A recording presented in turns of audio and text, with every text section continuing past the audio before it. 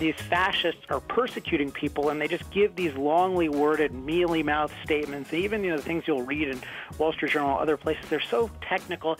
And what they're dodging is the reality of the situation, which is that people's rights are being violated.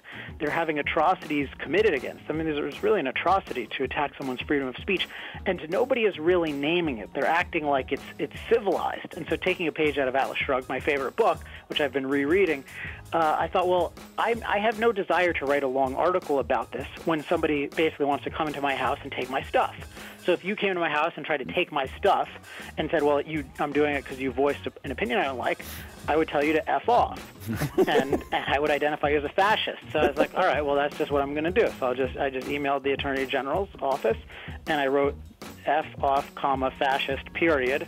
And then the subject was regarding, I think, your demand to seize my emails. Yes. And then I sent it, and then I posted it on the web, and they got a really interesting set of responses. But to me, the most important set of responses, since the Attorney General hasn't responded, is that people, I could tell, felt super empowered by this, because finally someone was clear. It's only 3 words, but let's put it this way. Those 3 words much more clearly name what's going on than the million words that have been said before. Here's the thing. If you're crossing the border in the desert heat, and it's 110 or 117 degrees, and you're hot, and you're tired, and you're thirsty, how about this? Stay home. Okay? Don't come here. You hate hunger. It is there. If you don't want, I'm just saying, if you don't want to die in the desert where hundreds have died, don't cross in the desert where hundreds have died. I don't hear him saying this about someone from England. Yeah, well, they had this. If they want to swim here, let them. You got me. Okay? If you can swim here from England, you got me. Wait, didn't you earlier in the show oppose people coming here illegally from England? I did, but they're not going to make the 3,000 miles. Oh. Listen to these issues. And again, I don't know that issues make any difference, but if they do, who wins this election? The economy. Here's something. Hillary Clinton has absolutely no experience managing an economy. He's a businessman, a billionaire. This is his best issue, right? Mm-hmm. Should be. Should. He leads Hillary Clinton 51-43, an 8-point lead.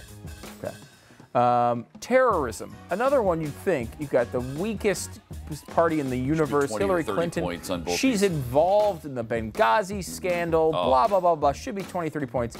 It's Trump by 3. Now, the previous poll had Hillary by 5. So they're splitting polls. Immigration. Here's a huge issue for Donald Trump. It's what he based his entire campaign on. I mean, he's got to be dominating here. How much do you think? 20, 30 points, 15? No, he's trailing by 5. Hillary Clinton has a better polling position than Donald Trump on immigration. How about foreign policy? Well, I mean, he's pretty tough on ISIS. He's going to bomb the S out of them, so we know that. Except that Hillary Clinton leads by 21 on foreign policy. So that's probably going to be not the best. So you agree it's a smear campaign? It's a ridiculous smear campaign. It's a ridiculous smear campaign. It's so classy, terrific, so epic, gentlemanlike. This stuff. And it's clear why Jennifer left me.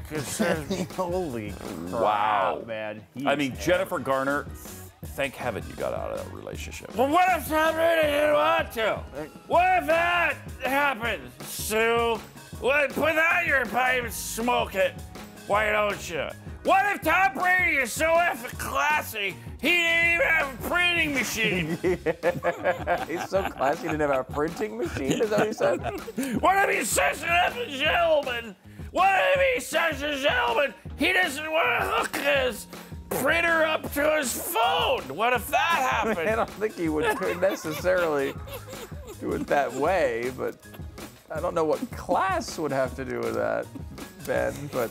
What if the man is so damn handsome and his wife is so incredibly beautiful that he didn't have time to even find his phone because they were making love so much? Is this like your white knight way of hitting on Tom Brady, Ben? Because this is a little embarrassing.